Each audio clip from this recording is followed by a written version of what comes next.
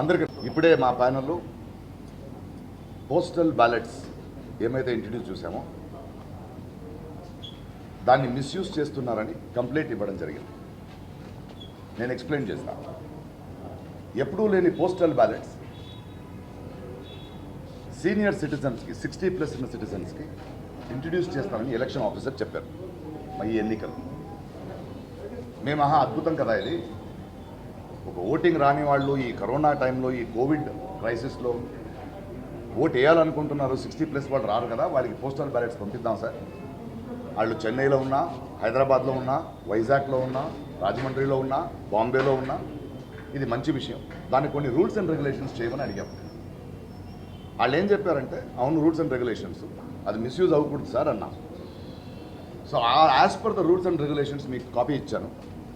అందులో వాళ్ళు 30వ తారీఖు లోప ఎవరికైతే పోస్టల్ బ్యాలెట్ ఓటు వేయాలని అవసరం ఉందో సీనియర్ సిటిజన్స్, వాళ్ళు ఒక లెటర్ రాసి వాళ్ళ అడ్రస్ను వాళ్ళే రాసి వాళ్ళ మెంబర్షిప్ నంబర్ రాసి వాళ్ళ సంతకం చేసి ఎలక్షన్ ఆఫీసర్కి పంపించాలి. వాళ్ళు రాకపోతే ఎవరైనా ఒక్క ఏజెంట్ వాళ్ళ అసిస్టెంట్ ఎవరితోనైనా వాళ్ళు ఒకరినే పంపించాలి.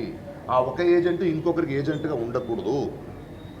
30వ తారీఖు లోపల మనకు ఆ లెటర్స్ వస్తే 4వ తారీఖు పొద్దున్న ఆయా అడ్రస్కి దాన్ని స్క్రూటినీ చేసి వాళ్ళకి ఓటు హక్కు ఉందా అని చూసుకొని ఆయా అడ్రస్కి బ్యాలెట్ పేపర్స్ పంపిస్తాము సీల్డ్ కవర్లో. ఆ తర్వాత వాళ్ళు ఆ సీల్డ్ కవర్లో వాళ్ళు ఓట్లని టిక్ చేసి మళ్ళీ సీల్డ్ కవర్ పెట్టుకొని 9వ తారీఖు లోపల రావాలి. సార్ బాగానే ఉంది సార్, ఓకే.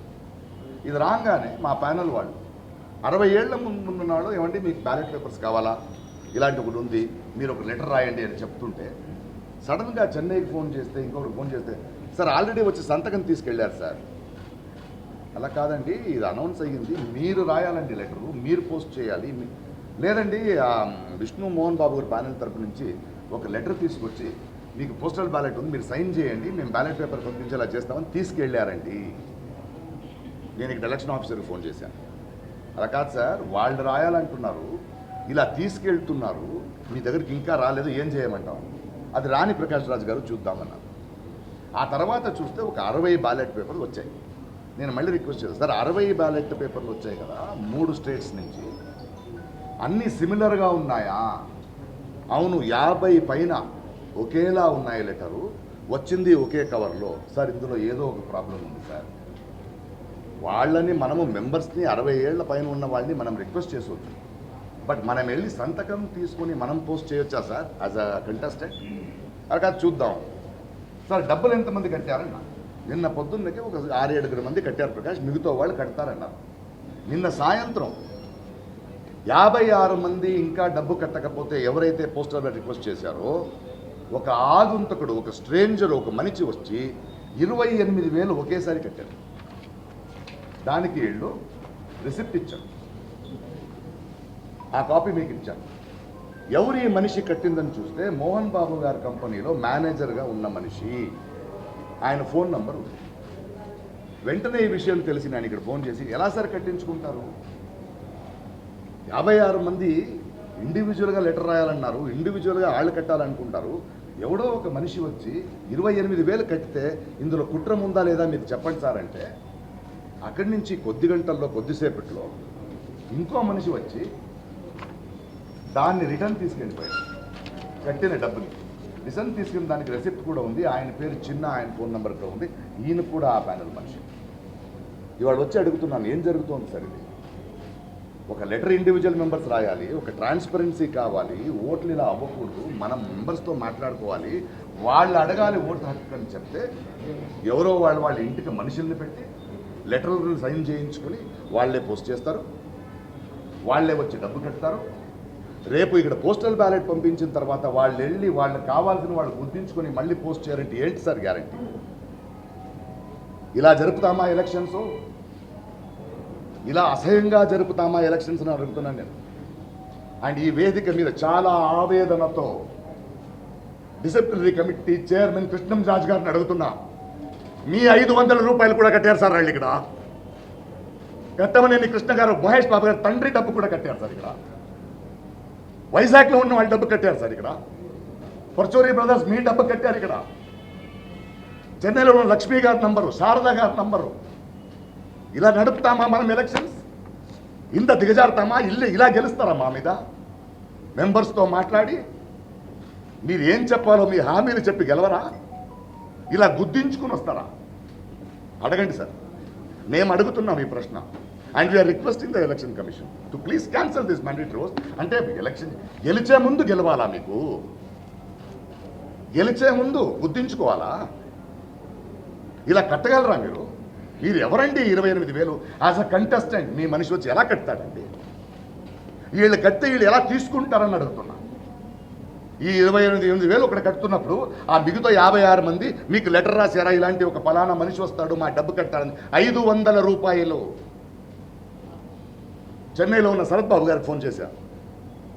మీరు పెద్దోళ్ళు, నా ఫ్రెండే, 500 రూపాయలు ఎందుకు కట్టలేదంటే వాళ్ళు కట్టుంటారు, నేను మోహన్ బాబు గారికి గూగుల్ పే చేస్తాను. ఏంటి సార్, ఓటు హక్కు అడగాల్సింది మీరు, లెటర్ రాయాల్సింది మీరు. ఆ గూగుల్ పే ఏమో మా అసోసియేషన్ కట్టరా మీరు? మోహన్ బాబు గారికి కడతారా పంపం 500 రూపాయలు? Is this the way election should happen? ప్రజల్ని, మెంబర్స్ని, డిఆర్సీ కమిటీ చైర్మన్ని, పెద్దలైన చిరంజీవి గారిని, మురళీమోహన్ గారిని, పేరు పేరున నాగార్జున గారిని అడుగుతున్నా. మీరు చెప్పండి సమాధానం నాకు. శ్రీకాంత్ మాట్లాడండి. 20 వచ్చినప్పుడు ఎందుకు మాట్లాడడం వేస్ట్, అసలు ఎలక్షన్ నుంచోవడం వేస్ట్. ఇంకా వదిలేదు. మీరు చెప్పండి సార్, ఇది అవసరమా మాకు? అంటే మసకబారింది, చెడిపోయిందంటే ఇలాంటి రాజకీయాలు కూడా జరగాల మా అసోసియేషన్? అండ్ ఎలక్షన్ నేనేదో హర్ట్ అయ్యి ఏడుస్తున్నాను. నాకు I'm very frustrated with this. ఇది అవ్వకూడదనే కదా మనం వచ్చాం. వెల్ఫేర్ ఆర్గనైజేషన్, కలమ్మ తల్లి బిడ్డలు, అందరూ ఒకటలు, ఆర్టిస్టు, సున్నితమైన వాళ్ళు ఇలా గుర్తించుకుంటారండి. 60 ఏళ్ళు దాటిన వాళ్ళని ఆదుకోవాలని, పెన్షన్లు ఇవ్వాలని, వాళ్ళని కౌగలించుకోవాలని, వాళ్ళకి కావాల్సిన ఉపాధిని కల్పించాలని మనం ఎలక్షన్ నుంచి ఉంటే వాళ్ళను కూడా ఇలా వాడుకుంటారా?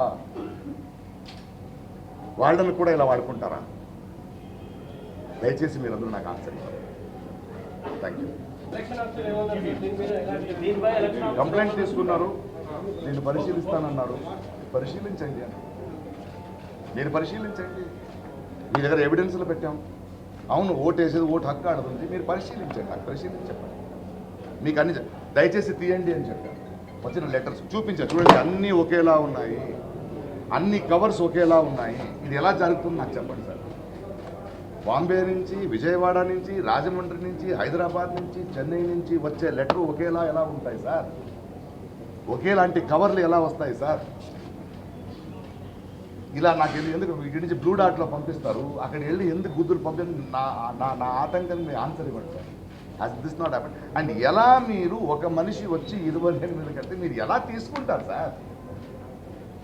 యాజ్ ఏ ఆఫీస్ ఒక మనిషి నడిచి వచ్చి ఎంత అని లెక్క చూసి 86 తీసుకోండి కట్టేసాం. అండ్ ఆ ఫోన్ వచ్చింది ఆ కంపెనీ వాడు, మేము వచ్చి కట్టేస్తాం. మీరెవరు కట్టడానికి? Who are you? అంటే వినరా? మీ దగ్గర ఎవిడెన్సెస్ ఉన్నాయి, ఇంకా వాళ్ళేం తీసు. ఇంతకన్నా నేను మాట్లాడిన ఓటర్స్కో మెంబర్స్కో ఒకే ఒకటి చెప్తాను. ఇలా జరుగుతున్నాయి మా ఎలక్షన్స్. మీ మనస్సాక్షితో ఓట్ చేయండి. 50 ఓట్లు సార్, 1-2 కాదు sir. Thank you sir. Thank you. విచ్చేసిన మీడియా ఫ్యామిలీకి నమస్కారం. నేను ఈరోజు మార్నింగ్ ప్రకాష్ రాజ్ గారిది చూశాను ప్రెస్ మీట్. నేను నిన్నే చెప్పాను ఎక్కడో, ఎవరైనా ఒకరిని ఆయన పక్కన పెట్టి ఎవరైనా ఒక బీపీ మాత్ర ఇస్తే ఆయనకి బాగుంటుందని. బీపీ మాత్ర వేసుకోకుండా వచ్చేస్తున్నాడు ఆయన, అపరిచితుల్లాగా ఏవేవో మాట్లాడుతున్నాడు. మార్నింగ్ ఆయన ఏవేవో మాట్లాడారు. ఇది ఒక ఫ్యామిలీలో జరిగే ఎలక్షన్ని ప్రతి ఒక్కటి తీసుకొచ్చి మీడియా ముందు మాట్లాడుతూ ఎందుకు మాట్లాడుతున్నారో అర్థం కావట్లేదు. నేరాలు ఘోరాలు జరిగిపోతున్నాయని ఆరోపిస్తున్నారు. ఆయనకి ఎందుకు ఇంత నెగిటివిటీ, ఇంత టాక్సిక్ ఎన్వైరన్మెంట్, ఇంత పగ రాగద్వేషాలు ఎందుకు అనేది ఐ హ్యావ్ నో క్లారిటీ. అసలు క్లారిటీ అనేదే లేదు నాకు, ఎందుకు ఆయన ఇలా చేస్తున్నాడు. ఈ ఇష్యూ కానీ ఆయన ఎలక్షన్ కమిషన్ కానీ ఇచ్చి వాళ్ళు కానీ మమ్మల్ని పిలిచి ఎక్స్ప్లెనేషన్ ఇచ్చుంటే 4 గోడల మధ్యన అయిపోయేది. ప్రకాష్ రాజ్ గారు అనుకొని డ్యాన్స్ చేసే ఆరోపణలు ఏవీ లేవు అని సాఫీగా వాళ్ళే చెప్పేవారు. ఆయన మీడియా ముందు వచ్చి క్రాకడైల్ టీయర్స్, ముసలి కన్నీళ్ళు పెట్టి ఈ డ్రామాలు, ఇది గుడ్ యాక్టర్, రియల్ లైఫ్లో కూడా యాక్ట్ చేస్తాడని ఎంతోమంది చెప్పినా ఈరోజు మీ అందరికి కూడా అర్థమైంది. సో ఆయనకు నేను క్లారిటీ, ఆయన అడిగిన దాని ప్రతిదానికి నేను క్లారిటీ ఇస్తాను. ఫస్ట్, ఎలక్ట్రానిక్ ఓటింగ్ మిషన్ వద్దని, నాకు పేపర్ బ్యాలెటే కావాలని లెటర్ పెట్టాను. ఎందుకో ఫస్ట్ అది చెప్తాను. నేను ఎలక్ట్రానిక్ ఓటింగ్ మిషన్ ఉందని ఎలక్షన్ కమిషన్ ముందే చెప్పగా మా సలహా తీసుకోవాలా, మా ఒపీనియన్ అడగలా. వాళ్ళకి అవసరం లేదు. దే ఆర్ అందరూ గౌరవనీయులు ఉన్నారు, రీజనబుల్ పీపుల్ ఉన్నారు. సో ఇలా జరిగేటప్పుడు, ఇంక ఎలక్షన్ దగ్గరకు వచ్చేటప్పుడు మా ప్యానెల్లో చాలామంది ఎలక్ట్రానిక్ ఓటింగ్ మిషన్ వద్దు, మేము పేపర్ బ్యాలెటే ప్రిఫర్ చేయండి అని. ఐఎమ్ ఏ టెక్కీ, నేను ఒక computer science and information technology engineer.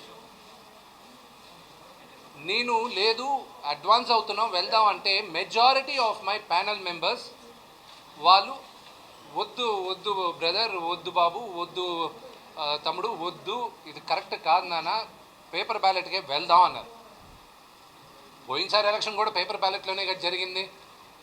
సరే అని చెప్పి పేపర్ బ్యాలెట్కి ఒప్పుకున్నా. నేను లెటర్ పెట్టాను.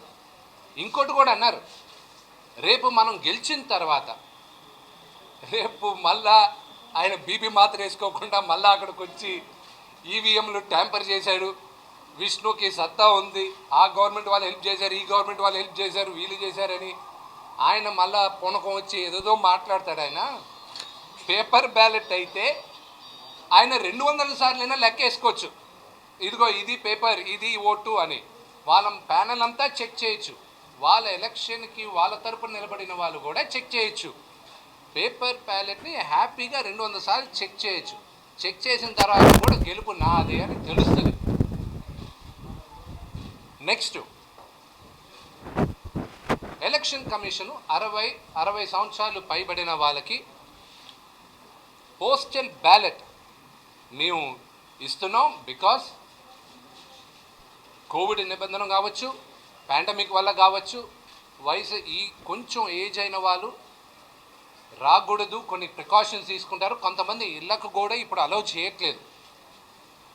ఇది ఉంది అని అందరికీ మెసేజ్ పెట్టారు. వాళ్ళు పెట్టడం, ఐఎమ్ ఏ క్యాండిడేట్, ప్రెసిడెంట్ పోస్ట్కు ఉన్న క్యాండిడేట్ నేను. ఐ హ్యావ్ ఎవ్రీ రైట్, రాజ్యాంగం ఇచ్చిన రైట్, నాకు నా ఓటు నేను ప్రజల దగ్గరికి వెళ్ళి అడిగే హక్కు నాకుంది.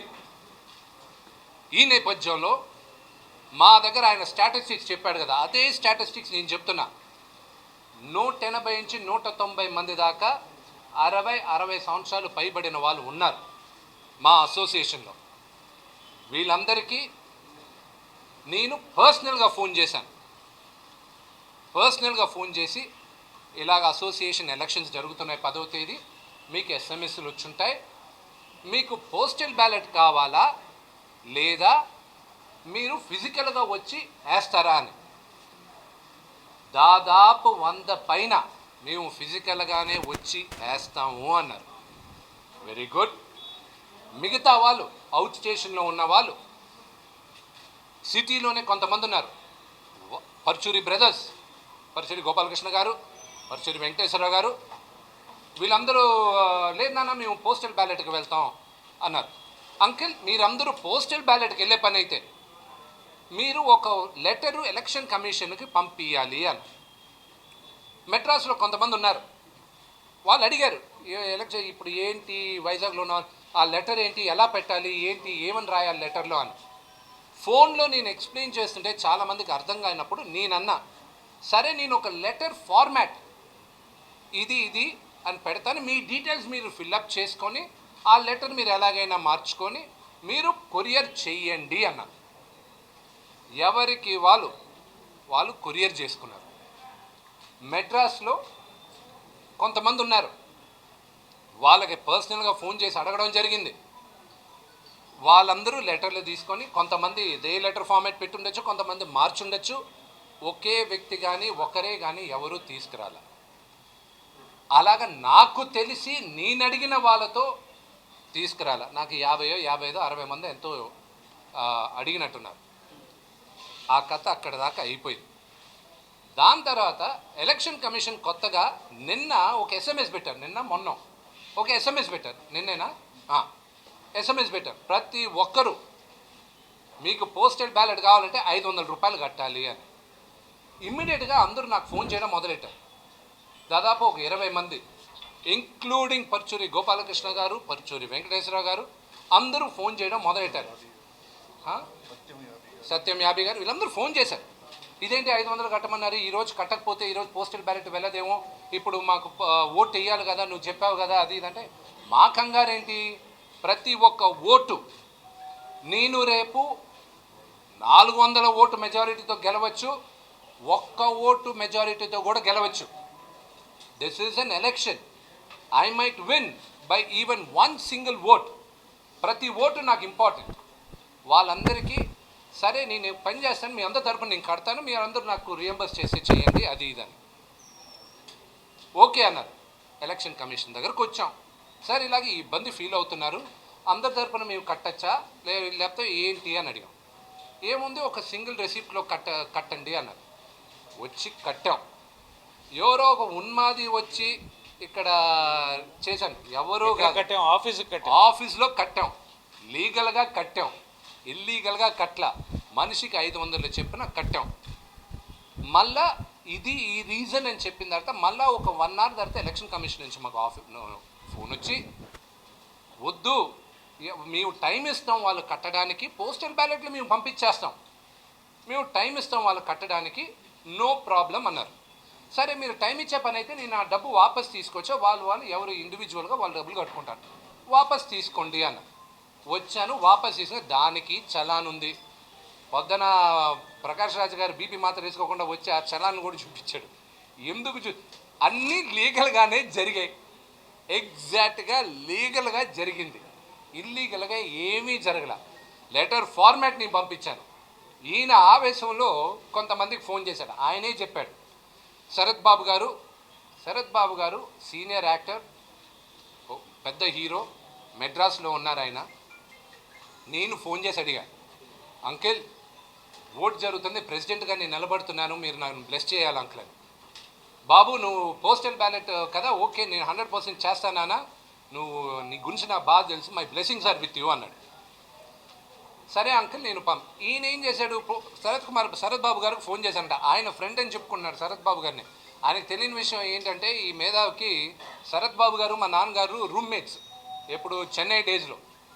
ఇప్పుడు ఈయన గురించి శరత్ బాబు గారికి తెలుసు, నా గురించి తెలుసు, ఎవరికి ఓటు వేస్తారో ఆయనకి తెలుసు, మీకు తెలుసు. ఈయన ఫోన్ చేస్తే ఆయన కరెక్ట్గా చెప్పాడు, అవునయ్యా వాళ్ళు కట్టారు, నేను ఆయన గూగుల్ పే చేస్తాను అన్నారు. తప్పేమైనా ఉందా?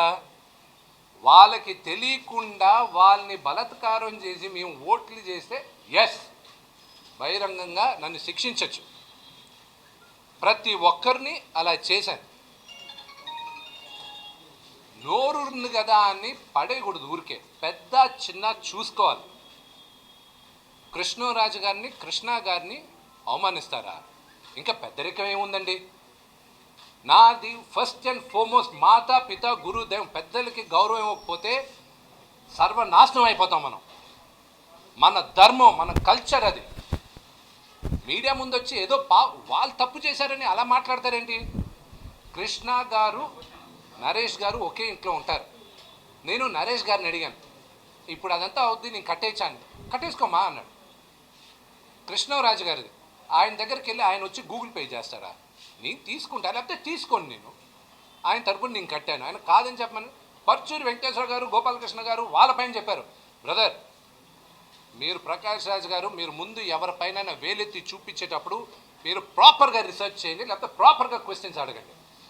వెంకటేశ్వర గారు, గోపాలకృష్ణ గారు వాళ్ళ సొంత డబ్బు ఆల్రెడీ కట్టేశారు. ఇక్కడ వాళ్ళ ఓన్ మనీ, నేను కట్టా వాళ్ళకి.